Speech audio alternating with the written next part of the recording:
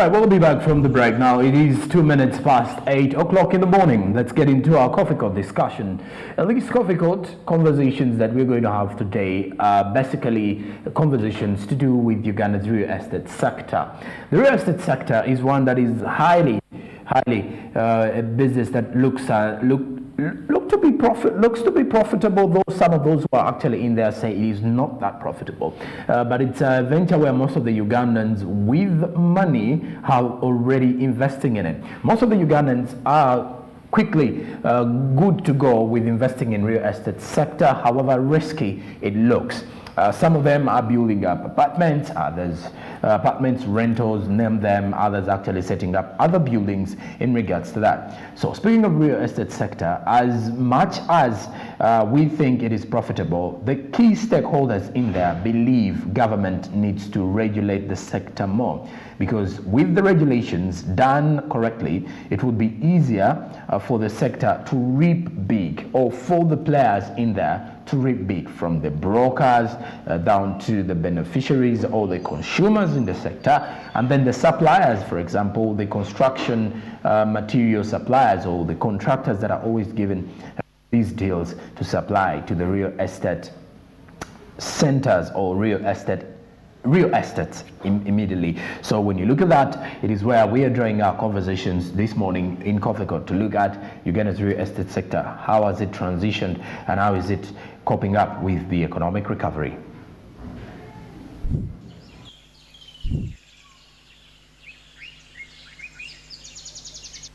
Whenever I have an opportunity to speak to experts, I make sure I ask them the hard questions, but questions that matter. Welcome to this Coffee Court, where we ask critical questions, especially when we meet technocrats in this field. And this time around, we'll be discussing matters of real estate, mortgaging in Uganda. And of course, I'm joined by one of the experts, the godfather, a practical business investor in this country, that is none other than Mr. Anatoly Kamugisha.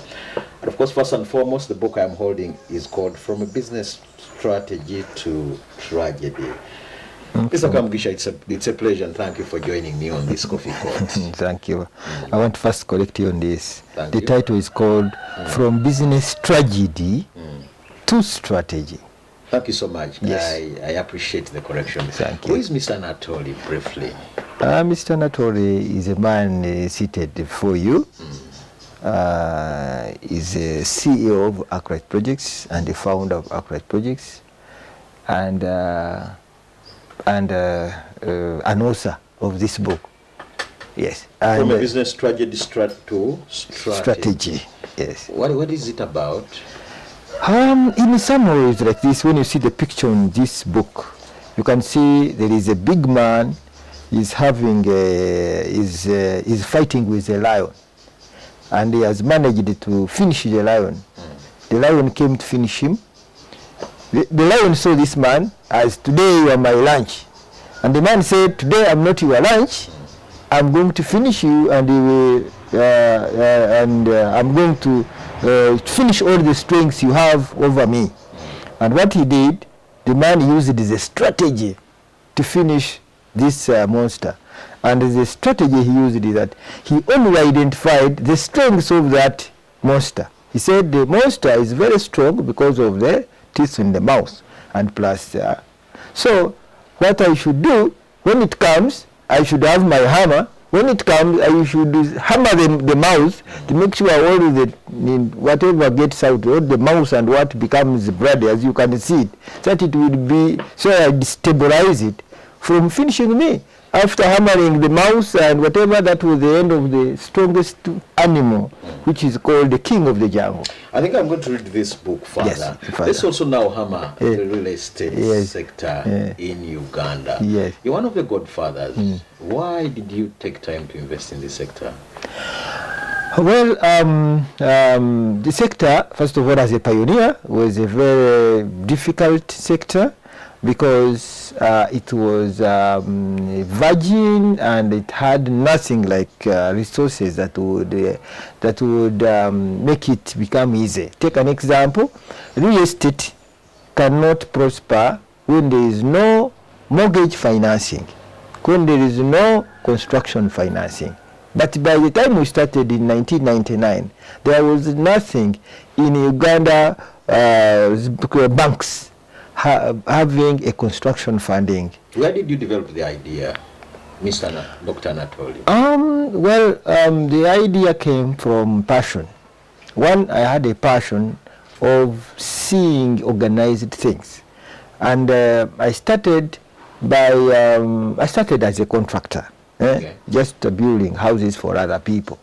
But now these people are building in slums, and I would hate seeing such a kind of houses built, good houses built in places that are disorganized. Then I said, out of this, can somebody organize, get land, and make houses that are in a planned setup? And it's along those thinking that when I decided now to leave construction as a business, and started what we call real estate, buying land and build on my own land, not being hired by someone to build a house in his own place, but in a slum. I hated that one. And it is out of that started thinking around getting the land, building houses according to my taste, according to my plans, according to whatever, but in an organized setup. And it is out of that business came up, and now it's history. You've talked about strategy, you've talked about development, you've talked about planning. Yes. Of course, you can't, in this era, you can't fail to talk about COVID as a pandemic. Yes. How did this affect your sector as a godfather? The problem was that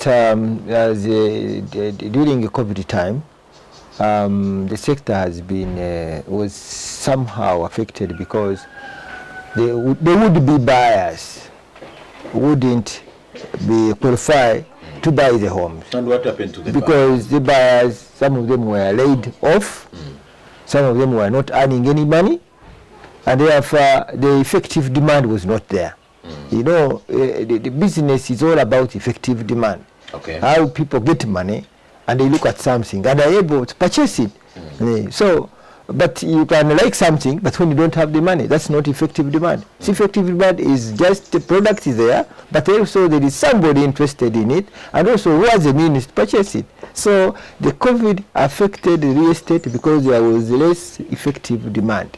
But they talk to us about the purchasing power. How many people purchase and invest in this sector?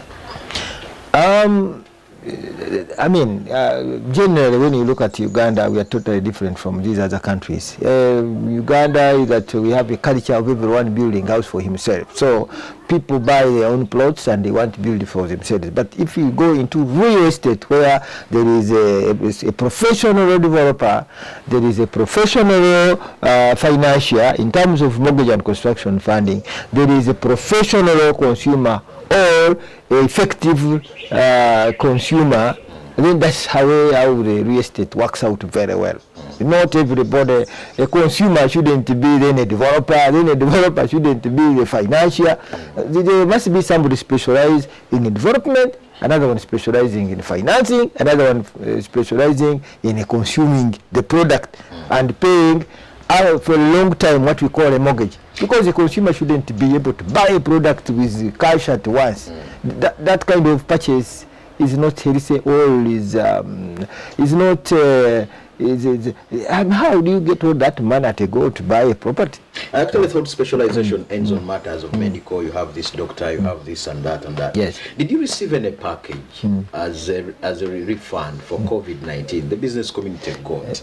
Did you? No. As experts in the real estate sector? I didn't see such a kind of money, and I am sure I don't complain, because I know money was concentrated in medical, and was rescuing people from. So me as a real estate developer, how could I have complained when there was already a need? It was already a place which I saw what the money was supposed to be. So how did you manage the impacts? Well, by the way, real estate, we are not so much affected. We as the developers. Maybe I am saying we as the developers, not Anatole, but we as the developers. Ask why? Because when they were making a lockdown, they never locked out construction. They said, please remain at the site, remain building, remain whatever. So it was very easy for us. But your customers were locked down. Yeah, the customers were locked. I don't know if you are aware. The customers were locked, but I'm saying in terms of production for houses, for us we were not affected. It was only on the side of the consumption that we were affected. But that one is not a big deal, because what's important is we continue to produce the homes. We continue to produce. For me, I didn't have much, by the way, during COVID, because by that time I was still in my arrangement of because all along I was in how do you call it? I was in recession. I was not doing so much real estate because I had stopped a bit. Okay. Because of some issues that was related to URA, some issues related to the banks. I was heavily indebted with banks. So are you back on track now? Yes, I'm now back on track. I'm bouncing. I am very, very ready to kick anything and whatever. Good enough now that you're bouncing back on track. Yes. You've heard of issues of mortgaging. Yes. Do you think Ugandans have understood this concept? Not yet, because some people are still having what you call a mortgage phobia. They say, oh, if I get the mortgage, then the bank will take away my property. And that is negative thinking. And so there is a need to have a sensitization to the public. A few people who have maybe even before the sensitization, what is this mortgaging anyway? Because we don't understand. Because you, the people in the sector, maybe have not done enough to teach us this. A mortgage is a package in which a consumer pays little money on a property and is given a long time to keep on paying the bank while he's utilizing his product. 400 and 500 million, is that really but little money? I'm saying that if you are buying a house of 500 million, the banker will say pay 10%. 10% of 500, that means 50 million. Now, if you pay 50 million, you are sleeping in a house of 500 million, but I'm saying you will keep on paying maybe for a period of 10 years, and then at the end of the day, property bureau becomes yours. How many are investing in this mortgaging, really? And how many customers do you have in a Ugandan setting? In Uganda, more especially the working class, all of them should qualify. Actually, they do qualify, except that the packaging or the kind of a product, they all qualify, but what is the problem is that at times those who qualify, certain products which qualify them are not yet produced on the market. Take an example. In Uganda, we haven't reached the point where we are having what we call affordable homes. We call them low-cost houses, but I don't believe in the word low-cost. I believe in what we call affordable. And what is affordable to you? Affordable is that product that is produced, that is a basic, that can be able to work as shelter, but in an organized, or which is a standard product that can create as shelter, but which is affordable. Take an example. You can stay in a house which doesn't have floor tiles. It can be direct screed. Does it stop you from having a house? But if the tiles are not there, does not stop you from having solving a problem of shelter. Point number two: instead of having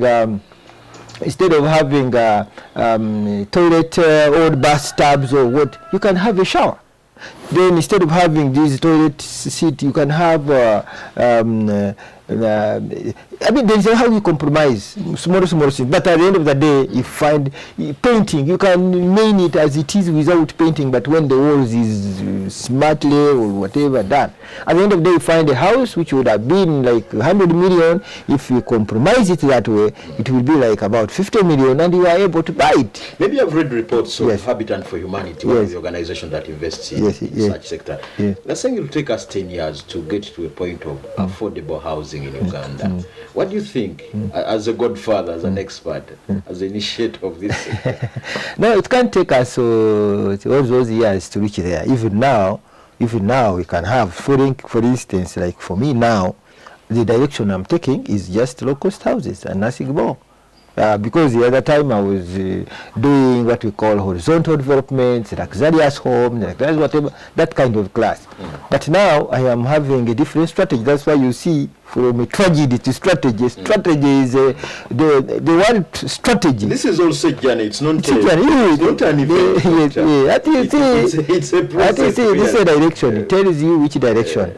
This is my understanding, or this is my mindset, that the word negativity and impossibility is for yesterday. It is not for 2022. Just listen properly. Negativity and impossibility is for yesterday. But the positivity and the possibility is for today and tomorrow.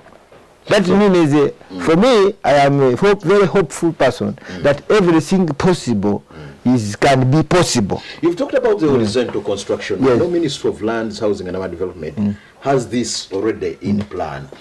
Do you think we can really attain that strategy of horizontal construction? No, not horizontal. We have been doing horizontal. Now we want to do vertical. Yes. So now, yes, achievable. That's the best way. In the whole world, that's what they do. Meaning that if you want to have anything called affordable home, you don't talk about vertical development, then you are lying. With all the issues of land. Yes, but see, when you do vertical development, you are making one plot serving about 20 people. That means then you are making it very affordable, because you are sharing all the costs and dividing by the kind of consumers. Then the house becomes cheaper, becomes affordable. As an expert, I want to invest in this sector. Yes. Advise me on how much I should start with. To invest as investor, millions, whichever the case. Advise me as a. What I can do is that if you want to enter the industry as a developer, is different from when you enter this industry as a service provider, like an agent, like a manager. How different? Now they are different. The developer is a capital intensive. An agent or a service provider, like a manager or a property manager, what you don't need a lot. You just have an office, have the staff, have the books to write, the properties you want to manage, and also make a strategy of how you can manage and the customers who are renting those properties and whatever, and that's it, nothing more. So with that money you can come in real estate as a manager, as an agent. That one is okay and very cheap. But as a developer, it's a capital intensive. You need, first of all, you need to be having you need to come when you are prepared, because there are so many things to do. To buy land, to plan for it, to pay for the technocrats who are going to do this, engineers, surveyors, all those kind of stuff. Then plus building, then plus marketing, then plus selling. So all those things. So as a developer, is a capital intensive. That's the difference. The developer, an agent, a manager. Those are people who are totally different. You've heard of issues of landlord and tenants. Yes. It's not a bill, it's now a law. It's a law. You've heard of it. Yes. Will it solve issues of landlords and tenants as an expert in this area? Well, it is, I think the law is okay, because it is favoring the one who is producing. It is the favoring housing. you. It's not favoring me as a doctor. It is favoring as a the one who is producing, the one who is carrying on a burden. The consumer comes, find the house which is there, he stays in it and says, I'm unable to pay and I can't pay and I need to be given 3 months for me to prepare. Mind you, for you to produce a house, you need to borrow money from the bank, you need to do this and that. Now after doing all those things, somebody is just fooling around you. He's supposed to pay you the money. Why are you failing to pay? If after failing to pay, go, leave. Don't disturb the landlord. The landlord has borrowed money. But doctor, you're talking about the category of Ugandans that are different. So the law is meant to safeguard those people like you, and even us, the who are just starting. But why is it affecting the personal consumer? Because they are saying you consumer. You have a right to go into this man's house, who produced this house by borrowing money from the bank, and is supposed to pay monthly. Now he wants you to, when you enter, you keep on giving him the money so that he can be able to service the bank. But now when you come, you stay in his house, and after that you fail to pay. Now you want to even 3 months so that you don't pay. So it means he also fails to pay the bank. At the end of the day, the bank will come and take up the property. Do you think that is that fair? So what do we do? What do we do? You as a consumer, if you find you don't have the money to pay, tell the landlord that, you know, I have failed to pay, but I think this is an assured deal that after 3 months, I'm going to have the money. Negotiate. So that the landlord takes that message to this bank and tell the banker, you know, my client for 3 months is not going to pay because he has a problem. Allow me that also you give me some, allow me that within 3 months is when I will start paying, because that's when my client is paying. That becomes it becomes an understanding. But if you stubbornly say, I'm not going to pay, I'm entitled for 3 months to be in this house until I decide, until I get where to go, and you allow the man who borrowed money, who had put this property to suffer, that's not fair. So I like the fact that you're saying we need to engage and see how we work it out together. Has government helped you as real estate investors in this country? Yes, government has helped us. Sure. Yes. How? Take an example, like us, Upright, they gave us, government supported us. You're talking for the entire sector, Doctor. The government, by the time we started real estate, the government had not put how do you call it, a master fiscal development plan in, but now it is master fiscal development plan has already been become a policy. So master fiscal development all over in towns and also up country, they are going to be done. That's also point number 2. They have now put all the titles and digitize them into the computer system, so that now you can go and place and know whatever is happening. Point number 3, the government has passed many laws in Which supporting laws are you talking about, housing, housing, the law for the housing. Those laws are are supporting us, like this one, who tenants and the land, all those. Point number 2, the government has said that maybe I'll give you a clip where the president directed that now, when anybody who is doing real estate, the government should support him to have the services of water, power, and infrastructure. And indeed, the government, as far as you are concerned here, the government has given us the road from the main road to here. This tarmac you see here was done by government. So government's contribution is quite overwhelming. On infrastructure, water, and power. They are doing, maybe not all, it has not gone very fast, but it is in the system now. And I'm sure 5 years from today, the whole thing will be, everyone will be accessing such a kind of service. If you come as a developer, the government will be able to give you those kind of services. Well, 5 years from today, we expect the sector to be performing very well. Yeah. We must be leaving this place. Not at all. Yes, thank you. Well, how would you wind up this interview? However, the interview, I want to say that now the real estate developers, it's better we start looking at building houses that are affordable to the local, to the community. And we also want to say that let the employers support their employees, since they have income, to make sure they team up with the developers, to make sure they should rescue them from being choked with rentals, to keep on renting houses all the time they are chased away. Let them support them by their employees getting mortgages and also buying their own homes. Okay. Yeah.